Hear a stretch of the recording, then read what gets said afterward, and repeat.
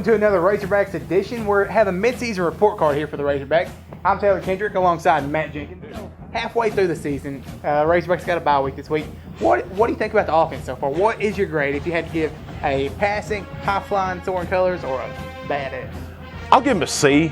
I mean, they've had their dark spots, obviously, like particularly against Alabama offensively. Now, granted, Alabama's defense is one of the best, if not the best, in the country with that front seven. But they've had bright spots. Tennessee was one of those bright spots. Alex Collins rushing for 150. Raleigh Williams stepping up. Brandon Allen stepping up in a big way. Kind of downgraded when we got to Alabama.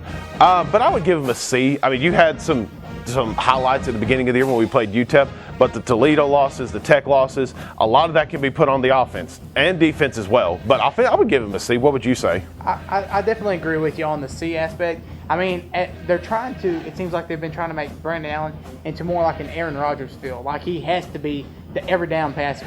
And that's not Brandon Allen's style. That's not the Razorback style. It's not the Razorback style, not Bielema's style. At the start of the season, they got away from what they did best, and that was run the ball. And now, here the past couple of games, you see them actually try to run the ball, and they've actually played better, even though they did lose to Alabama last week. So, talking about the Bama game last week, defense showed up big.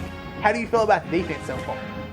From which point? The beginning of the year or before we are? And overall, Overall, I would say a C.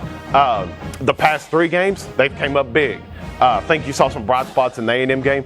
You really saw a big improvement against Tennessee. I think Tennessee, when you look back over the whole season, that's the turning point for the season.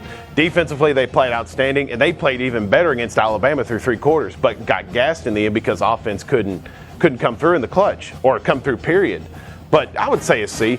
You've had a lot of improvements. The beginning of the year was awful. Lots of missed tackles, lots of missed assignments. Yes. But as you got progressed and everybody got their reps, you saw pretty much improved defense. I definitely agree with you. You said the missed tackles, that was the story of the year, the first couple games. And it seems like that Rob Smith has really got behind his crew, and they've actually been trying to get better at that. And you saw that the first 3 quarters at Bama, and everybody, you hear a bunch of people say, oh, it's defense's fault we lost Alabama. No, the offense absolutely couldn't move not. The ball. No. The offense couldn't move the ball. We scored that touchdown because of the interception and got it down in the red zone. All right, so talking about that, we have 6 games left on the season, 4 of them home games, 4 consecutive home games. UT Martin, Mississippi State, Auburn and Missouri. Auburn and Missouri. Of those 4, do you think they're all possibly winnable? Every one of them's winnable. I think Auburn's going to be the trickiest just because it's Auburn, because you never know with what Gus Malzahn and that offense is going to do. They haven't been as dominant as they have been in the past couple years offensively, but never count them out. You can't count anybody out in the SEC. That's including us. But I think all 4 home games are completely winnable. You have Auburn in 2 weeks next Saturday, and then UT Martin. Should be a win, hopefully. Cross your fingers and toes. And then you have Mississippi State and Missouri to round out the year right before Thanksgiving. I think those 4 are completely winnable.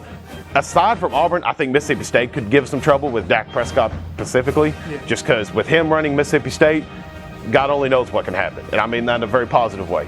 What do you think about our road games? Because we have a road game at Ole Miss and at LSU before we round out the last 2 games at home. The last 2 road games are going to be very, very tough. I see them winning one of the 2 games.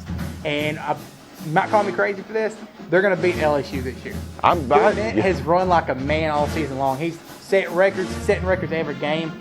Nobody's pretty much been able to stop him. I see the defense limiting. I'm not saying they're going to stop him completely. They're going to limit him. He's going to have a 100-yard game instead of a 200-yard game. You saw this a couple years ago. Razorbacks went into Death Valley. LSU was number 1. They had Peyton Hillis, Jerry McFadden. They went in and they pulled the upset. And I think they can do it again this year. If they played like they have been playing, like they played at Tennessee, we'll give LSU all they want and then some. I agree. Now, Ole Miss, that's where we match up. It's more difficult to match up. You saw in a spread offense like that how we matched up against Texas Tech. Texas Tech pretty much did what they wanted to, and we couldn't really do nothing about it. Right.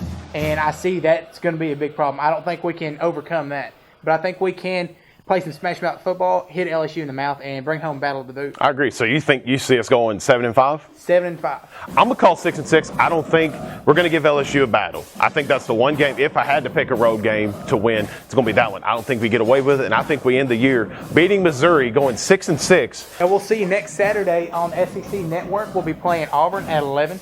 So be sure to tune in and stay up to date on all your Razorback articles. We'll see you next Friday as we preview the Auburn game.